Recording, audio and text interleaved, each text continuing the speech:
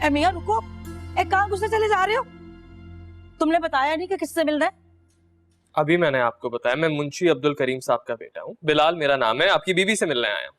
अरे नहीं, बीबी किसी से नहीं मिलती। ये क्या बात हुई? उन्होंने मेरे अब्बा को एक काम बोला था, उस सिलसिले में मिलने आया उनसे। अरे तुम मुंशी साहब खुद आ जाते ना, खुद क्यों नहीं आए वो? आप ऐसे नहीं बुलाएंगी, मैं खुद ही बुला लेता। अच्छा रुको रुको रुको, बुलाते हैं। खुदा खैर करे, नवाब साहब आते होंगे। देखो कोई बदतमीजी नहीं करना जी। अब यही रुकना, बुलाते हैं। प्लीज।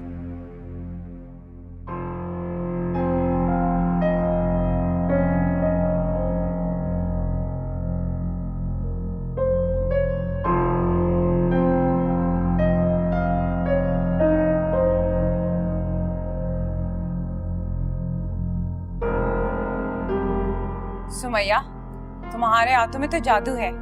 हमारे सर का दर्द ऐसे गायब हुआ है जैसे कभी था ही नहीं।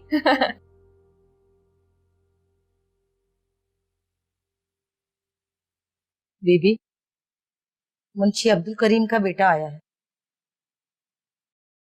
मुंशी अब्दुल करीम का बेटा? किस लिए? और आपने उसे अंदर क्यों आने दिया? बीबी वो कह रहा है कि आपने मुंशी को जो काम बोला था ना, उसी सिलसिले में आया है। हजूरी, हम एक नामहरम से कैसे मिल सकते हैं, और वो भी जवान जहान मर्द? निकालिए उसे, अब्बा मियां को पता चल गया तो बहुत बुरा होगा।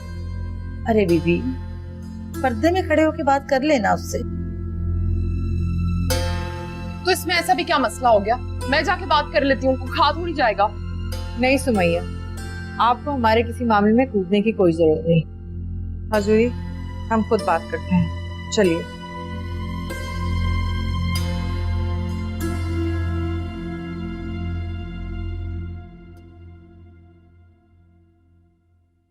आओ जाके देखते हैं कौन हजरत आए। पागल हो गई हो? बैठी रहो चुप करके। यार क्या मसला है? आइंदा हमें यार मत कहना, पुप्पो को पता चल गया ना तो तुम्हारा आना बंद कर देंगी इधर। क्या मुसीबत है भाई?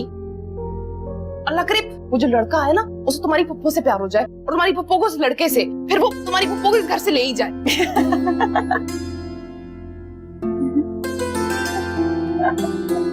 अच्छा सर सीधा रखो।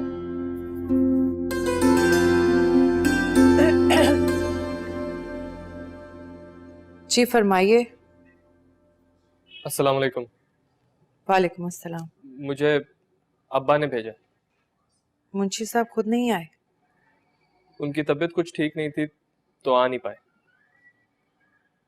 अच्छा। वो अब्बा ने आपसे कुछ रकम उधार ली थी, वो वापस भिजवाई है। ठीक है हजूरी, रकम इनसे ले लीजिए और इनके लिए चाय बना दीजिए। नहीं शुक्रिया, मैं बस अब चलूंगा। चलिए छोड़ा तू।